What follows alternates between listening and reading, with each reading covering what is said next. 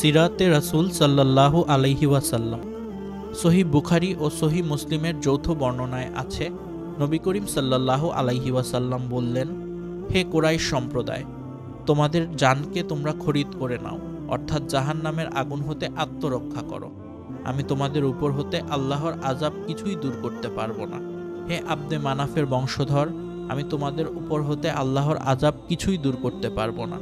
হে আব্বাস ইবনু Abdul Muttalib, আমি তোমার উপর হতে আল্লাহর আযাব কিছুই দূর করতে পারবো না।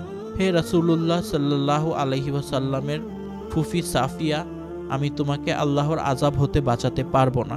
হে মুহাম্মাদের কন্যা ফাতেমা, আমার কাছে দুনিয়াবি ধন সম্পদ হতে যা ইচ্ছা তাই চাইতে পারো, কিন্তু আমি তোমাকে আল্লাহর আযাব হতে রক্ষা করতে পারবো না। যখন এ ভীতি প্রদর্শনমূলক বক্তব্য শেষ হলো, লোকজন যার যার মতো চলে গেল, কেউ কোনো প্রতিবাদ করল না। চাচা আবু লাহাব বলল, সারাটা জীবন তোমার বিনাশ হোক, তুমি কি এজন্যই আমাদেরকে একত্রিত করেছ? এর ফলশ্রুতিতে সূরা লাহাব নাজিল হলো। আবু লাহাবের হাত ধ্বংস হোক, সূরা লাহাব আয়াত 1। রাসূলুল্লাহ সাল্লাল্লাহু আলাইহি ওয়াসাল্লামের উচ্চ কণ্ঠের আহ্বান ও প্রতিধ্বনি মক্কার অলিতে গলিতে পৌঁছানোর আগেই আবারও নাজিল হলো মহান আল্লাহর বাণী। জোরে সোরে প্রকাশ্যে প্রচার করার নির্দেশ প্রদান করে মহান আল্লাহ বলেন, কাজেই আপনাকে যে বিষয়ের হুকুম দেয়া হয়েছে তা জোরে সোরে প্রকাশ্যে প্রচার করুন, আর মুশরিকদের থেকে মুখ ফিরিয়ে নিন। সূরা আল হিজর আয়াত 94। রাসূলুল্লাহ সাল্লাল্লাহু আলাইহি ওয়াসাল্লাম এ আয়াত অবতীর্ণের পর থেকে মক্কার অলিতে গলিতে ঘুরে ঘুরে প্রকাশ্য দাওয়াত দেয়া শুরু করলেন। অন্যান্য নবী রাসূলগণের মতো বলতে লাগলেন, মহান আল্লাহর বাণী, হে আমার সম্প্রদায়, তোমরা আল্লাহর ইবাদত করো, তিনি ছাড়া তোমাদের কোনো মাবুদ নেই। সূরা আল আরাফ আয়াত 59। রাসূলুল্লাহ সাল্লাল্লাহু আলাইহি ওয়াসাল্লাম কাফির মুশরিকদের সামনে প্রকাশ্যে ইবাদত শুরু করলেন, কোরআন তেলাওয়াত, সালাত ইত্যাদি। প্রকাশ্য দিবালোকে কাবা প্রান্তরে কাফির মুশরিকদের সামনে সালাত আদায় করতেন। ফলে তাওহীদের দাওয়াত দ্রুত ছড়িয়ে পড়তে লাগলো এবং লোকজন ইসলামের ছায়াতলে দীক্ষিত হতে লাগলো। ফলে প্রকাশ্যে ঈমান ও কুফরি দ্বন্দ্ব শুরু হলো। বাড়িতে বাড়িতে হিংসা বিদ্বেষ, শত্রুতা, বিরোধিতা ছড়িয়ে পড়ল। কাফির মুশরিকরা রাসূলুল্লাহ সাল্লাল্লাহু আলাইহি ওয়াসাল্লাম ও মুমিনদের প্রতি ঘৃণা প্রকাশ এবং তাদের সাথে মন্দ আচরণ করতে শুরু করল। কুরাইশ কর্তৃক রাসূলুল্লাহ সাল্লাল্লাহু আলাইহি ওয়াসাল্লামের দাওয়াতকে প্রতিরোধের পরিকল্পনা।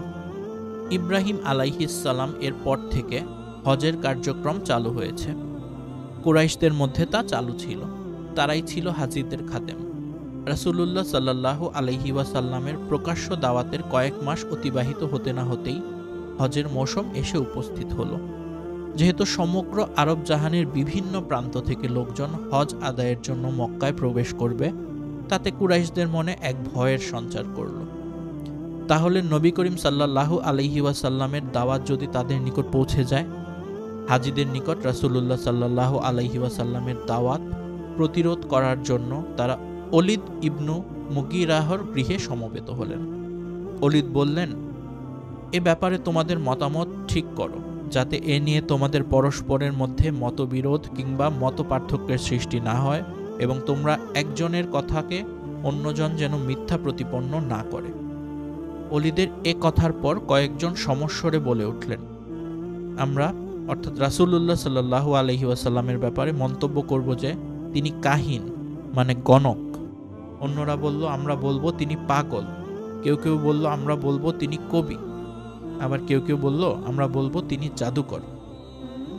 ওলীদ সকলের মন্তব্য শুনে বলল, আসলে তোমরা তার ব্যাপারে যা মন্তব্য করছো সে তা না, অর্থাৎ সে গণক, পাগল, কবি বা জাদুকরও না। অন্যরা তখন বলল, আমরা তাহলে তাকে কি বলবো? ওলীদ বললেন, আল্লাহর শপথ, তার কথাবার্তা বড়ই মিষ্টি মধুর, তার ভিত শিকড় বড়ই শক্ত এবং শাখা প্রশাখা বড়ই মনোমুগ্ধকর। তোমরা তার সম্পর্কে যাই বলো না কেন, যারা তার সংস্পর্শে কিছুক্ষণ থাকবেন তারা তোমাদের কথাবার্তাকে অবশ্যই মিথ্যা মনে করবেন। তারপর কিছুক্ষণ ভেবে নিয়ে পুনরায় তিনি বললেন, তার সম্পর্কে যদি কিছু বলতেই হয় তাহলে খুব জোরে জাদুকর বলতে পারো। তার এটা কিছুটা উপযোগী বলে মনে হতে পারে। তিনি এমন সব কথা উত্থাপন করেছেন যা জাদু বলেই মনে হয়।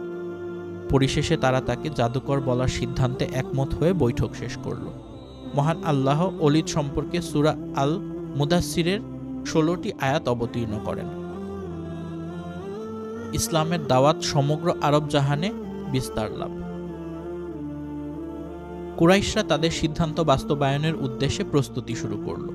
তারা মক্কার আগমনকারী হজ যাত্রীদের পথের পাশে ও রাস্তার মোড়ে মোড়ে রাসূলুল্লাহ সাল্লাল্লাহু আলাইহি ওয়াসাল্লাম ও তার দাওয়াত সম্পর্কে যা ইচ্ছে তাই বলে হজ যাত্রীদেরকে বিভ্রান্ত করার চেষ্টা করল। নবী করিম সাল্লাল্লাহু আলাইহি ওয়াসাল্লাম সম্পর্কে তাদেরকে সতর্ক করল।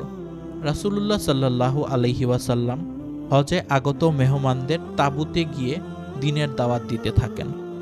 ওদিকে কুরাইশদের সিদ্ধান্ত অনুযায়ী ওলীদ বিন মুগিররাহর পরামর্শে আবু লাহাবের নেতৃত্বে পরিচালিত গীবতকারী দল সবার কাছে গিয়ে রাসূলুল্লাহ সাল্লাল্লাহু আলাইহি ওয়াসাল্লাম সম্পর্কে অপবাদ প্রচার করতে থাকে এবং বলে যে সে একজন জাদুকর, তার কথা শুনলেই জাদুগ্রস্ত হতে হবে, অতএব কেউ যেন তার ধারে কাছে না যায়।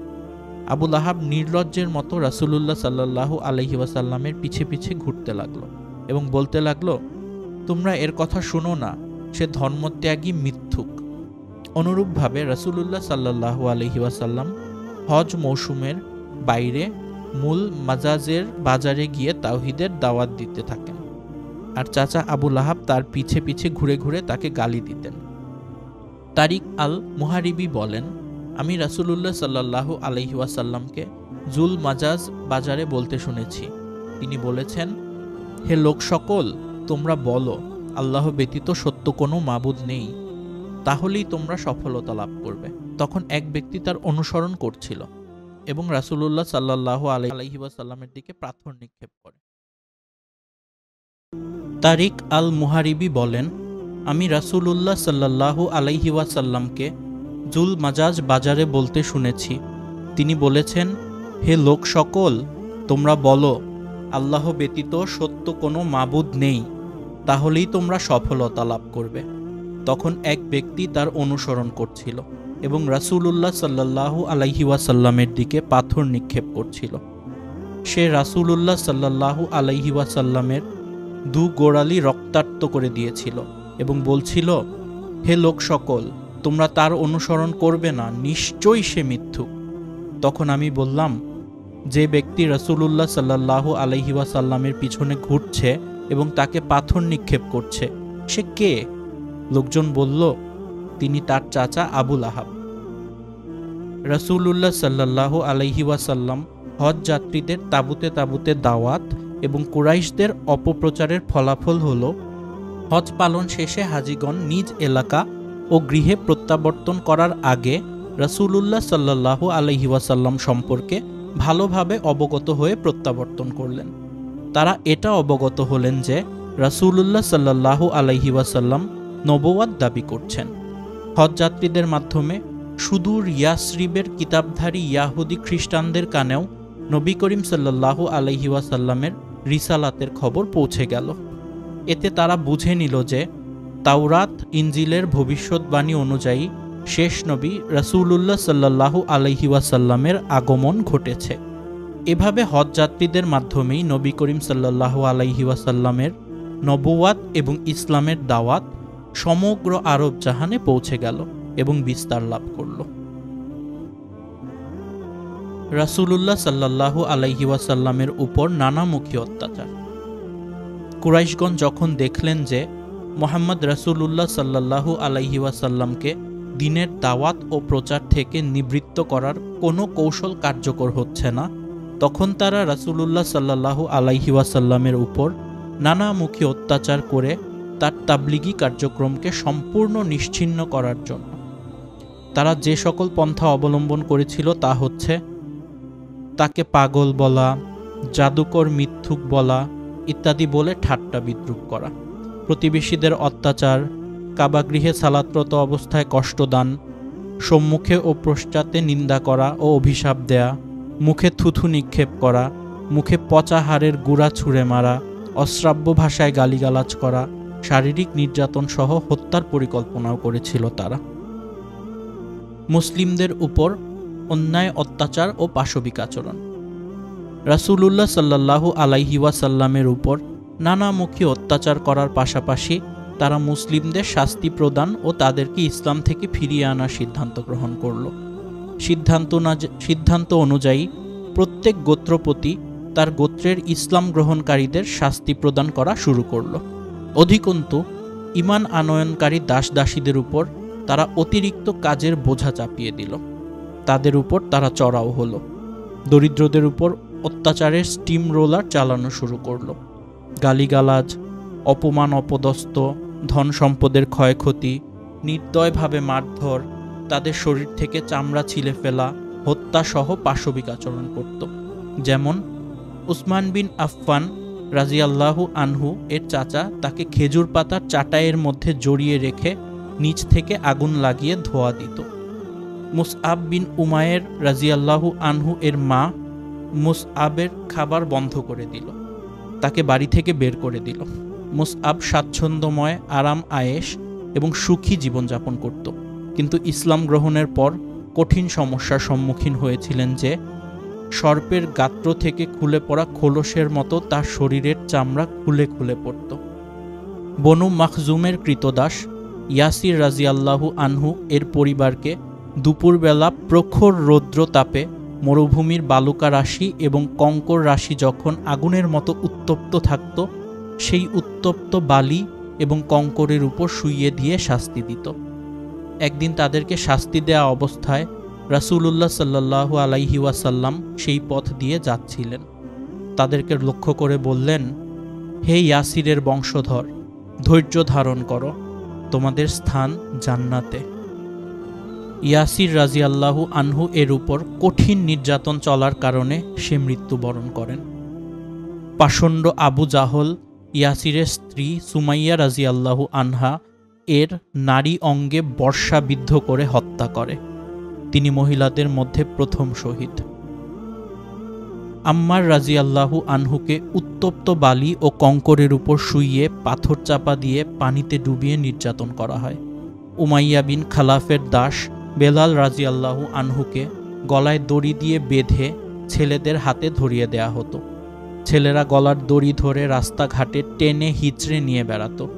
হাত পা বেঁধে প্রহার করা, প্রখর রৌদ্রে বসে রাখা, ক্ষুধার্ত ও পিপাসার্ত রাখা এবং দুপুরবেলা উত্তপ্ত বালির উপর শুইয়ে দিয়ে বুকের উপর পাথর চাপা দিয়ে শাস্তি দেয়া হতো। বনু আব্বাস গোত্রের দাস আবু ফুকাইহা রাজিয়াল্লাহু আনহুকে লোহার শিকলে বেঁধে শরীর হতে কাপড় খুলে কঙ্করময় পথ ও প্রান্তরে টেনে নিয়ে বেড়াত।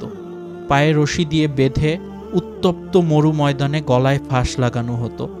পিঠের উপর ভারী পাথর চাপা দিত। এভাবে শাস্তি দেওয়ার ফলে তিনি জ্ঞান হারিয়ে ফেলতেন। আবু বক্কর রাজিয়াল্লাহু আনহু বেলাল ও আবু ফুকাইহাহকে ক্রয় করে মুক্ত করে দেন।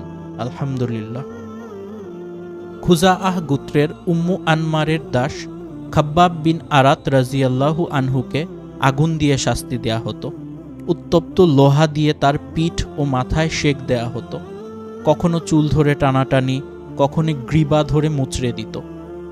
তাকে কাঠের জ্বলন্ত অঙ্গারের উপর শুইয়ে দিয়ে তার বুকের উপর পাথর চাপা দিয়ে শাস্তি প্রদান করা হতো।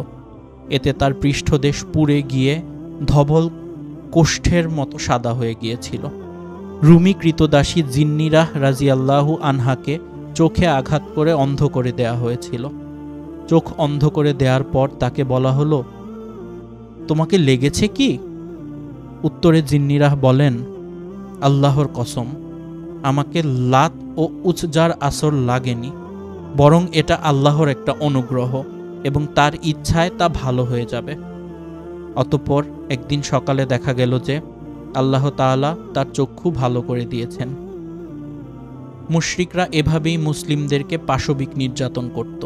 যখন কারো মুসলিম হওয়ার সংবাদ পেত, তখন তাদের কষ্ট দেওয়ার জন্য উদ্ধত ও বদ্ধপরিকর হতো।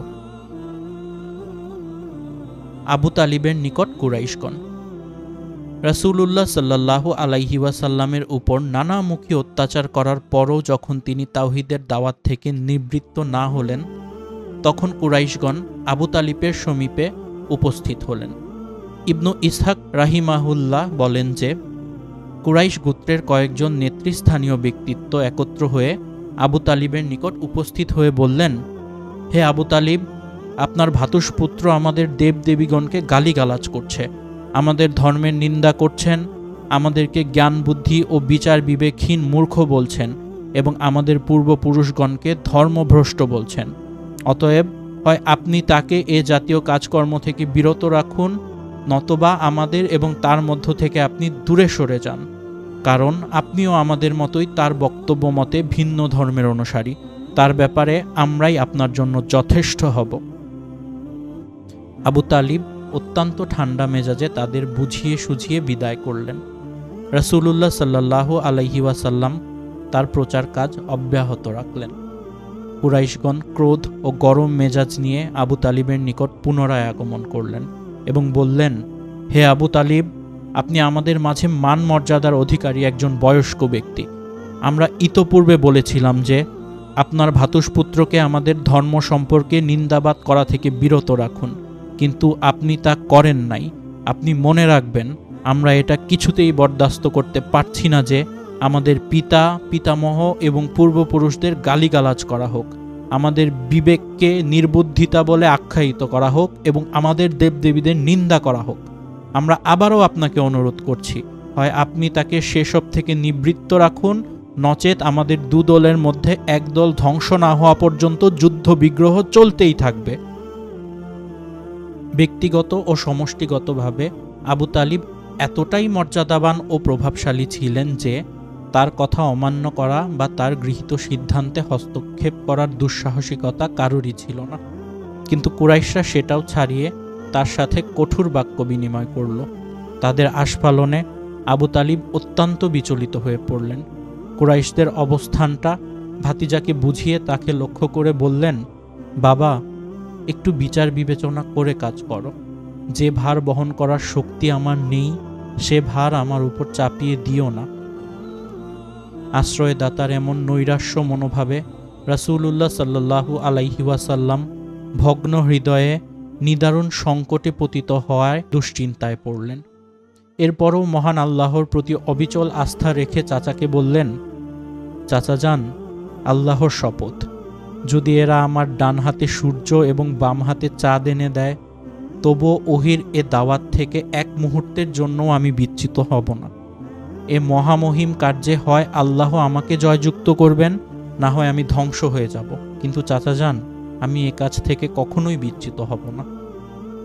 রাসূলুল্লাহ সাল্লাল্লাহু আলাইহি ওয়াসাল্লাম অশ্রু ভরা নয়নে উপরিউক্ত বাক্যগুলো বলে যখন চাচার নিকট থেকে চলে যাচ্ছিলেন, তখন ভ্রাতুষ্পুত্রের এ অসহায়ত্ব ও মানসিক অশান্তিতে চাচার প্রাণ কেঁদে উঠল এবং ভাতিজাকে পিছন থেকে ডেকে বললেন, যাও ভাতিজা, তুমি যা খুশি প্রচার করো, আল্লাহর কসম, কোনো কিছুর বিনিময়ে আমি তোমাকে ওদের হাতে তুলে দেব না। তারপর তিনি নিম্নোক্ত কবিতা আবৃত্তি করেন। আল্লাহ চান তো তারা স্বীয় দলবল নিয়ে কখনোই তোমার নিকট পৌঁছতে পারবে না, যতক্ষণ না আমি সমাহিত হয়ে যাব। তুমি তোমার দ্বীনি প্রচার প্রচারণা কর্মকাণ্ড যথাসাধ্য চালিয়ে যাও, তাতে কোনো প্রকার বাধা বিপত্তি আসবে না। তুমি খুশি থাকো এবং তোমার চক্ষু পরিতৃপ্ত হোক। দাওয়াতি কাজ বন্ধ করার জন্য লোভনীয় প্রস্তাবসমূহ। রাসূলুল্লাহ সাল্লাল্লাহু আলাইহি ওয়াসাল্লামের উপর নানামুখী অত্যাচার করার পরও যখন তিনি তাওহীদের দাওয়াত বন্ধ করলেন না, তখন কুরাইশগণ কিছু লোভনীয় প্রস্তাব নিয়ে তার নিকট আসলেন। আর কুরাইশদের প্রতিনিধি ছিলেন উতবা বিন রাবিয়া। রাসূলুল্লাহ সাল্লাল্লাহু আলাইহি ওয়াসাল্লাম কাবা চত্বরে একাকী বসেছিলেন। তখন উতবা তার নিকট গিয়ে বললেন, হে ভাতিজা, তোমার এই নতুন দিন প্রচারের উদ্দেশ্যে যদি সম্পদ উপার্জন হয়, তাহলে তুমি বললে আমরা তোমাকে সেরা ধনী বানিয়ে দিব। আর যদি তোমার উদ্দেশ্য নেতৃত্ব লাভ হয়, তাহলে আমরা তোমাকে আমাদের নেতা বানিয়ে দেব। আর যদি আরবদের বাদশাহ হতে চাও, তাহলে আমরা তোমাকে বাদশাহ বানিয়ে দেব। আর যদি মনে করো তোমার মাথার জন্য জিনের চিকিৎসা প্রয়োজন, তাহলে আমরাই তা আরোগ্যের জন্য সেরা চিকিৎসককে এনে তোমার চিকিৎসার ব্যবস্থা করব এবং সব খরচ আমরাই বহন করব। অন্য বর্ণনায় এসেছে, তুমি নারীদের মধ্যে যাকে চাও তার সাথে তোমাকে বিয়ের ব্যবস্থা করে দেব। আমাদের একটাই মাত্র দাবি, তুমি তোমার ওই নতুন দিনের দাওয়াত পরিত্যাগ করো। একদা রাসূলুল্লাহ সাল্লাল্লাহু আলাইহি ওয়াসাল্লাম কাবা গৃহে তাওয়াফ করছিলেন। তখন ওলীদ বিন মুগিরা, আস বিন ওয়াইল, আসওয়াদ বিন আব্দুল মুত্তালিব, উমাইয়া বিন খালাফ প্রমুখ মক্কার বিখ্যাত নেতৃবর্গ এসে সরাসরি রাসূলুল্লাহ সাল্লাল্লাহু আলাইহি ওয়াসাল্লামকে প্রস্তাব দেন, হে মুহাম্মদ, এসো আমরা ইবাদত করি। যার তুমি ইবাদত করো এবং তুমি ইবাদত করো যার আমরা ইবাদত করি। তাতে আমরা ও তুমি আমাদের উপাসনার কাজে পরস্পরকে অংশীদার হব। যদি দেখা যায় যে তোমার মাবুদ আমাদের মাবুদের চেয়ে উত্তম, তাহলে আমরা তার থেকে উত্তমটুকু গ্রহণ করব। আর যদি দেখা যায় যে আমাদের মাবুদ তোমাদের মাবুদ থেকে উত্তম, তাহলে তুমি তার থেকে উত্তমটুকু গ্রহণ করবে। তখন মহান আল্লাহ সূরা আল কাফিরুন অবতীর্ণ করেন, যাতে কাফেরদের সাথে পুরোপুরি বিচ্ছিন্নতা ঘোষণা করা হয়। রাসূলুল্লাহ সাল্লাল্লাহু আলাইহি ওয়াসাল্লামের সাথে বিভিন্নমুখী শত্রুতা। রাসূলুল্লাহ সাল্লাল্লাহু আলাইহি ওয়াসাল্লাম যখন কাফিরদের সাথে পুরোপুরি বিচ্ছিন্নতা ঘোষণা করলেন এবং দাওয়াতের ময়দানে পুরোপুরি ঝাঁপিয়ে পড়লেন, তার উপর ও সাথে বিভিন্নমুখী শত্রুতা শুরু করে দিল। তার পরিবার থেকে শত্রুতার সূত্রপাত হয়। আপন চাচা আবু লাহাব ছিলেন বনু হাশিমের অন্যতম নেতা, আর প্রথম থেকেই চাচার দৃষ্টিভঙ্গি ছিল অত্যন্ত কঠিন ও কঠোর। সে এবং তার স্ত্রী পরিবারের অন্যতম শত্রু এবং ইসলামের গোড়ার শত্রু। পরিবারের বাহিরে অন্যান্য কোরাইশগণ যখন নির্যাতনের চিন্তাও করেনি, তখন চাচা চাচি তাকে নির্যাতন শুরু করে। তারা দুজনই ছিলেন অত্যন্ত মারমুখী। তারা দুজন যে পৈশাচিকতা ও নিষ্ঠুরতা অবলম্বন করেছিলেন তার বহু প্রমাণ রয়েছে। যেমন বনু হাশিমের বৈঠকে এবং সাফা পর্বতের উপর নবী করিম সাল্লাল্লাহু আলাইহি ওয়াসাল্লামকে আঘাত করার জন্য পাথর হাতে উঠানো এবং স্ত্রী কর্তৃক রাসূলুল্লাহ সাল্লাল্লাহু আলাইহি ওয়াসাল্লামের মসজিদুল হারামে ফজরের সালাতের রাস্তায় কাটা প্রদান। আবু লাহাবের দুই ছেলের সাথে রাসূলুল্লাহ সাল্লাল্লাহু আলাইহি ওয়াসাল্লামের দুই মেয়ের মধ্যকার বিবাহ অত্যন্ত নিষ্ঠুরতা ও নির্যাতনের মাধ্যমে সম্পর্ক ছেদ ইত্যাদি। নবী করিম সাল্লাল্লাহু আলাইহি ওয়াসাল্লামের পুত্র আব্দুল্লাহ যখন মারা যান, তখন আবু লাহাব উল্লাসে ফেটে পড়েন এবং বলেন, মুহাম্মদ রাসূলুল্লাহ সাল্লাল্লাহু আলাইহি ওয়াসাল্লাম লেজ কাটা অর্থাৎ পুত্রহীন হয়েছে। সূরা আল কাউসার আয়াত ৩। তিনি হজের মৌসুমে বাজার, গণজমায়েত রাসূলুল্লাহ সাল্লাল্লাহু আলাইহি ওয়াসাল্লামের পিছনে লেগে থাকতেন, তার বিরুদ্ধে মিথ্যা কথা বলতেন এবং অপপ্রচার চালাতেন। কোনো কোনো সময় নবী করিম সাল্লাল্লাহু আলাইহি ওয়াসাল্লামকে লক্ষ্য করে পাথর নিক্ষেপ করতেন, যার ফলে তার পায়ের গোড়ালি পর্যন্ত রক্তাক্ত হয়ে যেত। আবু লাহাবের স্ত্রী উম্মে জামিল ছিলেন বিদ্বেষ পরায়ণা এবং প্রতিহিংসা পরায়ণা মহিলা। অন্যের উপর নির্যাতন, অত্যাচার এবং নিষ্ঠুরতায় ছিলেন স্বামীর অংশীদারিণী। তিনি রাসূলুল্লাহ সাল্লাল্লাহু আলাইহি ওয়াসাল্লামের চলার পথে ও দরজায় কাঁটা ছড়িয়ে বা পুঁতে রাখতেন। সর্বদা রাসূলুল্লাহ সাল্লাল্লাহু আলাইহি ওয়াসাল্লামকে অকথ্য ভাষায় গালিগালাজ ও কটূক্তি করতেন। রাসূলুল্লাহ সাল্লাল্লাহু আলাইহি ওয়াসাল্লাম ও মুসলিমদের বিরুদ্ধে নানাবিধ ফিতনা ফ্যাসাদের ইন্ধন যোগান, বহন ও উস্কানির মাধ্যমে ভয়াবহ যুদ্ধের বিভীষিকা সৃষ্টিকারিণী এ জঘন্য মহিলাকে আল কোরআনে খড়ির বোঝা বহনকারী বলে আখ্যায়িত করা হয়েছে। সূরা লাহাব আয়াত ৪। মহান আল্লাহ যখন তাদের স্বামী স্ত্রীর ব্যাপারে সূরা লাহাব অবতীর্ণ করলেন, তখন তিনি রাসূলুল্লাহ সাল্লাল্লাহু আলাইহি ওয়াসাল্লামকে নির্যাতন করার জন্য তার খোঁজে বের হন। রাসূলুল্লাহ সাল্লাল্লাহু আলাইহি ওয়াসাল্লাম মসজিদুল হারামে কাবা গৃহের পাশে অবস্থান করছিলেন। আবু লাহাবের স্ত্রী এক মুষ্টি পাথর নিয়ে বাইতুল হারামে রাসূলুল্লাহ সাল্লাল্লাহু আলাইহি ওয়াসাল্লামকে আঘাত করার জন্য তার সামনে দণ্ডায়মান হলেন। তখন মহান আল্লাহ ওই জঘন্য মহিলার দৃষ্টিশক্তির উপর প্রচ্ছন্ন পর্দা করে দেন, ফলে সে রাসূলুল্লাহ সাল্লাল্লাহু আলাইহি ওয়াসাল্লামকে দেখতে পারেনি। অথচ রাসূলুল্লাহ সাল্লাল্লাহু আলাইহি ওয়াসাল্লামের সাথী আবু বকর রাদিয়াল্লাহু আনহুকে দেখতে পাচ্ছিলেন। আবু বকর রাদিয়াল্লাহু আনহুকে সে প্রশ্ন করল, তোমার সাথী কোথায়? আমি জানতে পারলাম যে সে নাকি আমাদের সাথে কুৎসা রটনা করে বেড়াচ্ছে। আল্লাহর কসম, আমি যদি এখন তাকে পেতাম তার মুখের উপর এ পাথর ছুঁড়ে মারতাম। তারপর সে কবিতা আবৃত্তি করে শোনাল। আমরা মন্দের অবজ্ঞা করেছি, তার নির্দেশ অমান্য করেছি এবং তার দিনকে ঘৃণা এবং নিচু মনে করে ছেড়ে দিয়েছি। এরপর সে সেখান থেকে চলে যায়। আবু বকর রাজিয়াল্লাহু আনহু বললেন, হে আল্লাহর রাসূল সাল্লাল্লাহু আলাইহি ওয়াসাল্লাম, তিনি কি আপনাকে দেখেন নাই? রাসূলুল্লাহ সাল্লাল্লাহু আলাইহি ওয়াসাল্লাম বললেন, না, সে আমাকে দেখতে পায়নি। আল্লাহ আমার থেকে তার দর্শন শক্তির উপর প্রচ্ছন্ন পর্দা করে দিয়েছিলেন। রাসূলুল্লাহ সাল্লাল্লাহু আলাইহি ওয়াসাল্লামের প্রতিবেশী আবুল আহাব, হাকাম বিন আবিল, আজ বিন উমাইয়া, উকবা বিন আবি মুআইত, আদি বিন হামরা, সাকাহদি, ইবনুল আজদা হুজালি সহ অন্যান্যরা সর্বদা তার উপর নির্যাতন করতেন। তিনি যখন সালাতে দাঁড়াতেন তখন ছাগলের নাড়ি ভুঁড়ি ও মলমূত্র এমনভাবে লক্ষ্য করে নিক্ষেপ করা হতো যে তা গিয়ে তার উপর পড়ত। চুলার উপর হাঁড়ি পাতিল চাপিয়ে রান্নাবান্না করার সময় এমনভাবে আবর্জনাদি নিক্ষেপ করা হতো যে তা গিয়ে হাঁড়ি পাতিলের উপর পড়ত। যখন তার উপর এ সকল আবর্জনা নিক্ষেপ করা হতো তখন তিনি সেগুলো নিয়ে বেরিয়ে দরজায় খাড়া হতেন এবং তাদের ডাক দিয়ে বলতেন, ওহে আব্দে মানাফ, প্রতিবেশীদের সাথে প্রতিবেশীর এ কেমন আচরণ। তারপর আবর্জনা স্তূপে নিক্ষেপ করে আসতেন। প্রতিবেশী উকবা বিন আবি মুআইত ছিলেন দুষ্ট প্রকৃতির এবং প্রতিহিংসাপরায়ণ। তিনি রাসূলুল্লাহ সাল্লাল্লাহু আলাইহি ওয়াসাল্লামের উপর অমানবিক নির্যাতন করেছিলেন। হাদিসে বর্ণিত হয়েছে, আব্দুল্লাহ ইবনু মাসউদ রাজিয়াল্লাহু আনহুমা বলেন, রাসূলুল্লাহ সাল্লাল্লাহু আলাইহি ওয়াসাল্লাম কাবা ঘরের নিকটে সালাত পড়ছিলেন। এই সময় কুরাইশদের একদল লোক সেখানে বসা ছিল। তখন তাদের মধ্যে একজন বলল, তোমাদের মধ্যে এমন কে আছো যে অমুক গোত্রের উটের গোবর, রক্ত এবং নাড়িভুঁড়ি নিয়ে কিছুক্ষণ অপেক্ষা করবে? অতঃপর এই ব্যক্তি অর্থাৎ মুহাম্মদ রাসূলুল্লাহ সাল্লাল্লাহু আলাইহি ওয়াসাল্লামের দিকে ইঙ্গিত করে বলল, যখন সিজদায় যাবে তখন এগুলো তার দু কাঁধের মাঝখানে রেখে দিবে। অতঃপর তাদের মধ্যে হতে সর্বাপেক্ষা হতভাগ্য ব্যক্তি উঠে গেল। রাসূলুল্লাহ সাল্লাল্লাহু আলাইহি ওয়াসাল্লাম যখন সিজদায় গেলেন তখন সে তা তার দু কাঁধের মাঝখানে রেখে দিল। এমতাবস্থায় নবী করিম সাল্লাল্লাহু আলাইহি ওয়াসাল্লাম সিজদায় ছিলেন। তারা খুব হাসাহাসি করতে লাগলো। এমনকি হাসতে হাসতে একজন আরেকজনের উপর ঝুঁকে পড়ল।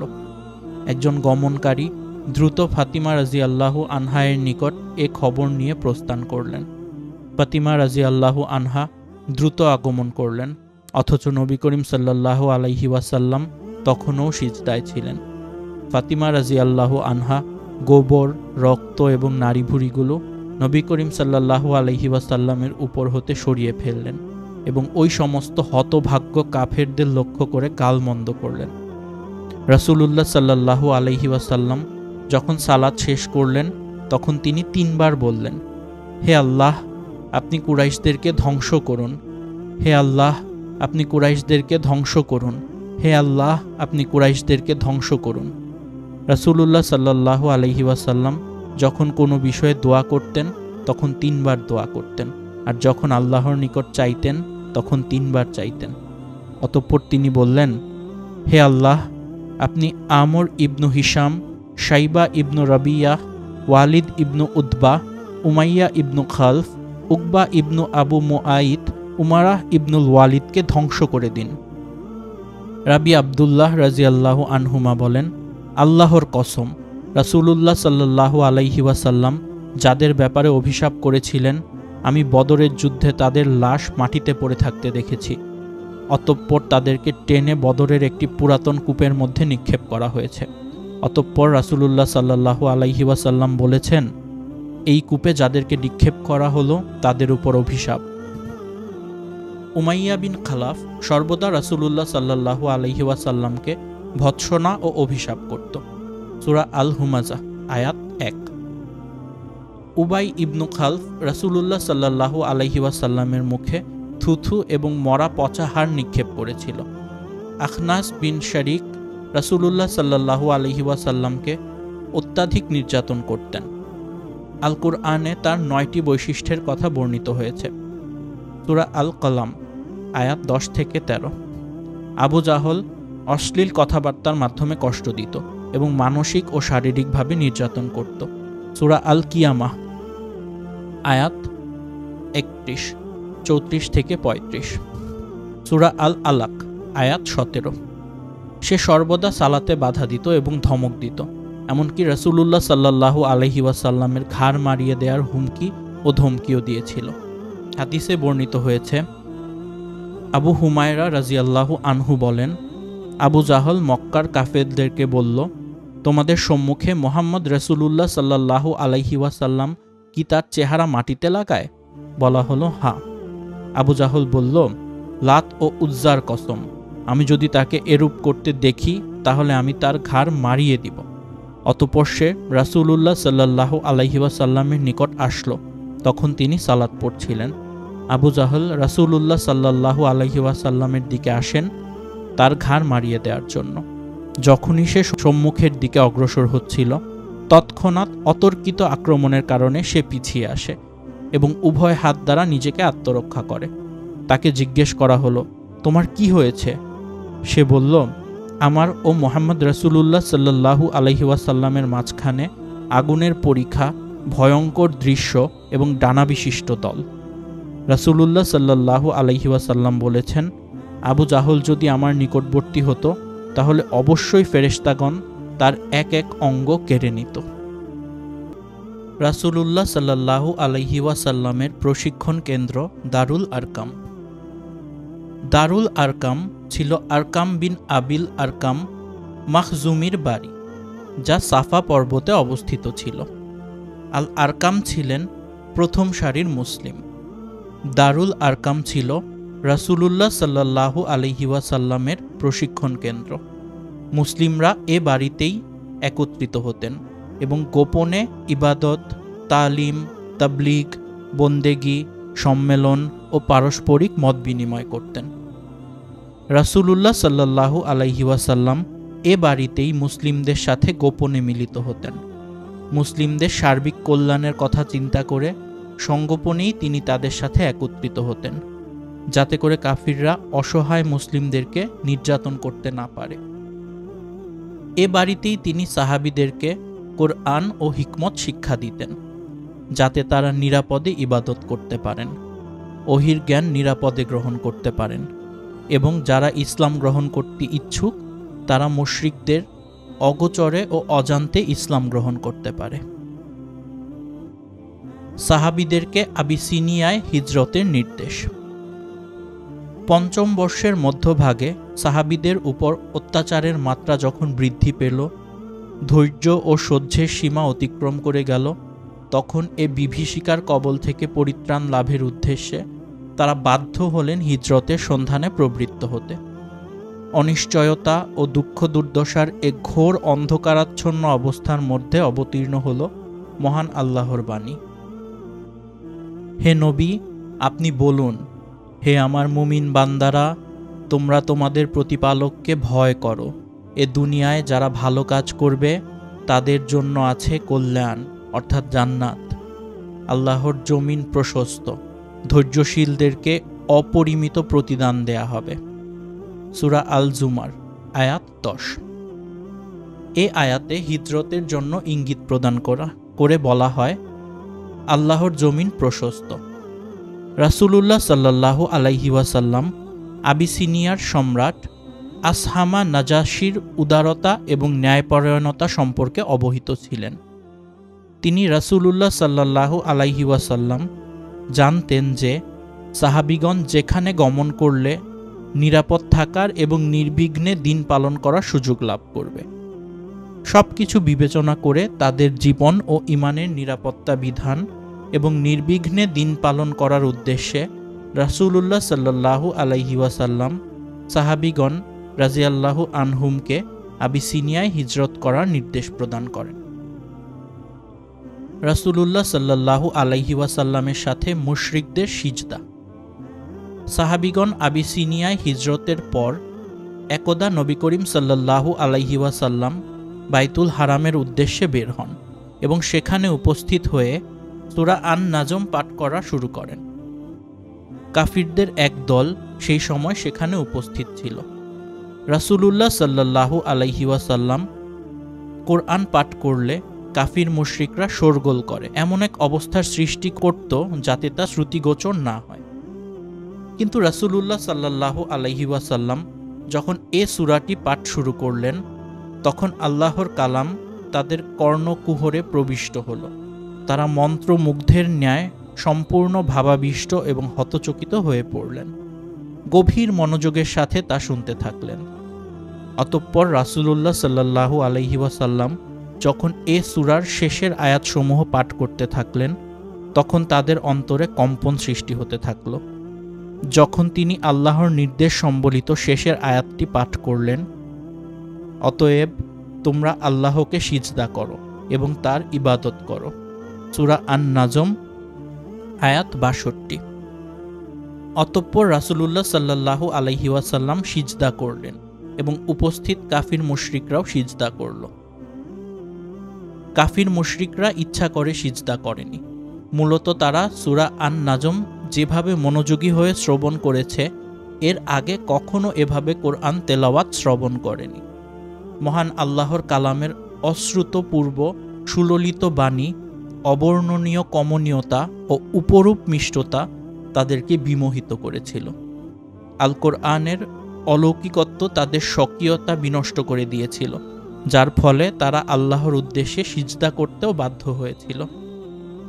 পরবর্তীতে এ খবর আবিসিনিয়ায় পৌঁছলে সেখানে অবস্থানকারী মুহাজিরগণ মনে করে যে মক্কার মুশরিকগণ মুসলিম হয়ে গেছেন।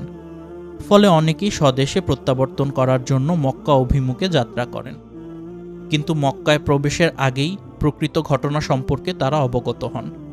তাই কিছু সংখ্যক সাহাবী আবার আবিসিনিয়ায় প্রত্যাবর্তন করেন এবং কিছু সাহাবী মক্কায় অবস্থান করেন। মুমিনদের উপর আবার যখন অত্যাচার ও উৎপীড়ন চরম পর্যায়ে পৌঁছে গেল, তখন রাসূলুল্লাহ সাল্লাল্লাহু আলাইহি ওয়াসাল্লাম তাদেরকে আবার আবিসিনিয়ায় হিজরত করার নির্দেশ প্রদান করেন। কুরাইশদের ষড়যন্ত্র এবং বিশ্ব দরবারে ইসলাম ও রাসূলুল্লাহ সাল্লাল্লাহু আলাইহি ওয়াসাল্লামের গুণাবলীর বহিঃপ্রকাশ। কুরাইশদের পক্ষ থেকে আমর ইবনু আস এবং আবদুল্লাহ ইবনু রাবিয়া বহু উপঢৌকন নিয়ে আবিসিনিয়ায় গমন করেন। তাদের উদ্দেশ্য ছিল মুসলিমদেরকে আবিসিনিয়া থেকে বের করা। এজন্য তারা সে দেশের পাদ্রীগণ ও শাসকদের জন্য বহু উপঢৌকন পেশ করল। পাদ্রীদেরকে মূল্যবান উপঢৌকন নিয়ে নিজেদের আয়ত্তে আনতে সক্ষম হল। কুরাইশ প্রতিনিধিগণ সম্রাটকে বললেন, হে মহামান্য সম্রাট, আমাদের দেশের কিছু সংখ্যক অবোধ ও অবার্চিন যুবক আমাদের দেশ থেকে পলায়ন করে আপনার দেশে আশ্রয় গ্রহণ করেছেন। তারা তাদের পূর্বপুরুষদের নিকট থেকে বংশ পরস্পরা সূত্রে চলে আসা ধর্মমত পরিত্যাগ করেছে। আপনার দেশে আশ্রয় গ্রহণ করে আপনার ধর্মমতও গ্রহণ করেনি। এ হচ্ছে তাদের চরম ধৃষ্টতার পরিচায়ক। শুধু তাই নয়, এরা নাকি একটা নতুন ধর্মমতও আবিষ্কার করেছেন। এর চেয়ে আজগুবি ব্যাপার আর কি হতে পারে বলুন? আমাদের গোত্রীয় প্রধান এবং গণ্যমান্য ব্যক্তিবর্গ এ সকল অবার্চিনের পিতামাতা, মুরব্বী ও আত্মীয় স্বজনগণ তাদেরকে স্বদেশ ফেরত পাঠানোর অনুরোধ জানিয়ে আমাদের দুজনকে দূত হিসাবে আপনার নিকট প্রেরণ করেছেন। আপনি অনুগ্রহ করে আমাদের সাথে তাদের ফেরত পাঠানোর ব্যবস্থা করুন। আমাদের প্রধানগণ এদের ভালো মন্দ সম্পর্কে ভালোভাবে বোঝেন এবং তাদের অসন্তোষের কারণ সম্পর্কে ওয়াকেবহাল রয়েছেন। পাদ্রীগণও কুরাইশ প্রতিনিধিগণের সুরে বললেন, মহামান্য সম্রাট, উভয়ই খুব যুক্তিসঙ্গত এবং সঠিক কথা বলেছেন। আপনি এদের হাতে ওই দেশ ত্যাগী যুবকদের সমর্পণ দিন।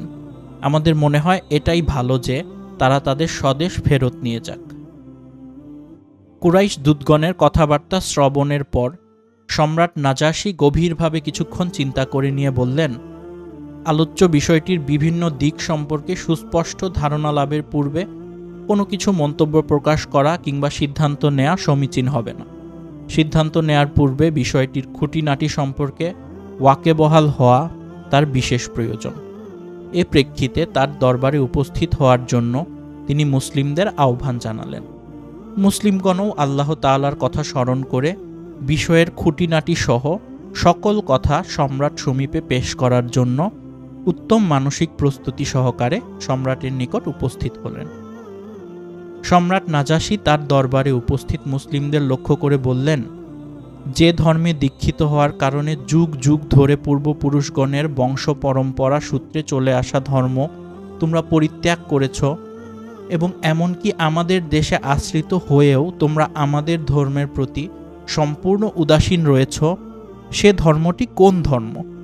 প্রত্যুত্তরে মুসলিমদের মনোনীত মুখপাত্র হিসেবে জাফর ইবনু আবি তালিব অকপটে বলে চললেন, হে সম্রাট, আমরা ছিলাম অন্ধকারে নিমজ্জিত। আমরা প্রতিমা পূজা করতাম, মৃত জীব জানোয়ারের মাংস ভক্ষণ করতাম, নির্বিচারে ব্যভিচার ও অশ্লীলতায় লিপ্ত থাকতাম, আত্মীয়তার সম্পর্ক ছিন্ন করতাম, পাড়া প্রতিবেশীদের সঙ্গে অন্যায় আচরণ করতাম, আমানতের খেয়ানত ও মানুষের হক নষ্ট করতাম এবং দুর্বলদের সহায় সম্পদ গ্রাস করতাম। এমন এক অন্ধকারাচ্ছন্ন সমাজে জীবনযাপন করে আসছিলাম। তখন মহান আল্লাহ অনুগ্রহ করে আমাদের মাঝে এক রাসূল প্রেরণ করলেন। তার বংশমর্যাদা, সত্যবাদিতা, আমানতদারিতা ও সহনশীলতা ইত্যাদি সম্পর্কে পূর্ব থেকেই আমরা অবহিত ছিলাম। তিনি আমাদেরকে আহ্বান জানিয়ে বললেন যে সমগ্র বিশ্বজাহানের প্রতিপালক এক আল্লাহ ছাড়া আমরা কারো ইবাদত করব না। বংশ পরম্পরা সূত্রে এ যাবৎ আমরা যে সকল প্রস্তর মূর্তি বা প্রতিমা পূজা করে এসেছি সে সব বর্জন করব। অধিকন্তু সত্য কথা বলা, আমানত আদায় করা, আত্মীয়তার সম্পর্ক রক্ষা করা, পাড়া প্রতিবেশীদের সঙ্গে সদ্ব্যবহার করা, অশ্লীল অবৈধ কাজকর্ম এবং মিথ্যা কথা পরিত্যাগ করা, ইয়াতিমের সম্পদ ভক্ষণ করা, সতীসাধ্যী নারীদের উপর অপবাদ দেয়া থেকে বিরত থাকা এবং রক্তপাত পরিহার করে চলার জন্য নির্দেশ প্রদান করেন। তাছাড়া এক আল্লাহর ইবাদত করা, তার সঙ্গে শরিক করা থেকে বিরত থাকা, সালাত, সিয়াম এবং জাকাতের জন্য তিনি আমাদের নির্দেশ প্রদান করেন। আমরা তাকে বিশ্বাস করেছি, তার প্রতি ঈমান এনেছি এবং আল্লাহর দ্বীনের আনীত বিধানের অনুসরণ করেছি। সুতরাং আমরা একক আল্লাহর ইবাদত করি, তার সাথে কাউকে শরিক করি না। তিনি রাসূলুল্লাহ সাল্লাল্লাহু আলাইহি ওয়াসাল্লাম আমাদের উপর যা হারাম করেছেন আমরা সেটাকে হারাম মনে করি, যা হালাল করেছেন তা হালাল মনে করি। এ কারণে আরব সমাজের বিভিন্ন গোত্র ও সম্প্রদায় আমাদের সাথে শত্রুতা ও দ্বন্দ্বে লিপ্ত হয়েছে। তারা আমাদেরকে নির্যাতন করেছে। তারা চায় মহান সৃষ্টিকর্তা আল্লাহর ইবাদত থেকে ফিরিয়ে নিয়ে প্রতিমা পূজায় লিপ্ত করতে এবং অশ্লীলতা ও অনাচার হালাল মনে করে পুনরায় তাতে নিমজ্জিত করতে। কিন্তু আমরা তা অস্বীকার করায় তারা আমাদের উপর নারকীয় নির্যাতন চালিয়েছেন। ব্যবসা বাণিজ্য বন্ধ করে আল্লাহর জমিনকে আমাদের জন্য সংকীর্ণ করেছেন। এমনকি আমাদের ও আমাদের দ্বীনের ক্ষেত্রে প্রতিবন্ধকতা তৈরি করেছেন। এ কারণে আমরা আমাদের দেশ থেকে হিজরত করে আপনার দেশে এসেছি। আপনার মহানুভবতা, উদারতা ও ন্যায়নিষ্ঠার কথা অবগত হয়ে আল্লাহর রাসূল সাল্লাল্লাহু আলাইহি ওয়াসাল্লাম আপনার রাজ্যকে হিজরতের জন্য নির্বাচন করেছেন। হে সম্রাট, আমরা আপনার সহৃদয়, উদারতা ও মহানুভবতায় মুগ্ধ হয়েছি এবং আমরা প্রত্যাশা করি যে আপনার পক্ষ থেকে আমরা নির্যাতিত হব না। সম্রাট নাজাশী বললেন, সেই রাসূল আল্লাহর পক্ষ থেকে যা এনেছেন তার কিছু অংশ তোমার কাছে আছে কি? জাফর বললেন, হ্যাঁ। নাজাশী বললেন, তা আমার সামনে পড়ে শোনান। জাফর অন্তর থেকে সূরা মারিয়াম পড়া শুরু করলেন। নাজাশী আল কোরআনের অলৌকিকত্বে কেঁদে ফেললেন। এমনকি তার চক্ষুদ্বয় হতে অশ্রুধারা প্রবাহিত হয়ে দাড়ি ভিজে গেল। জাফরের তেলাওয়াত শ্রবণ করে নাজাশীর ধর্মীয় মন্ত্রণাদাতাগণ এতই ক্রন্দন করেছিলেন যে তাদের হাতে রক্ষিত মাসহাফ তথা কিতাবপত্র ভিজে গেল। নাজাশী তাদেরকে উদ্দেশ্য করে বলল, এ কালাম এবং সেই কালাম যা ঈসা আলাইহিস সালামের নিকট অবতীর্ণ হয়েছিল, উভয় কালামই এক উৎস হতে অবতীর্ণ হয়েছে। অতঃপর নাজাশী আমর ইবনু আস এবং আবদুল্লাহ ইবনু রাবিআহকে সম্বোধন করে বললেন, তোমরা যে দুরভিসন্ধি নিয়ে আমার দরবারে আগমন করেছ তার সঙ্গে নিয়েই দেশে ফিরে যাও। তোমাদের হাতে এদের সমর্পণ করার কোনো প্রশ্নই উঠতে পারে না।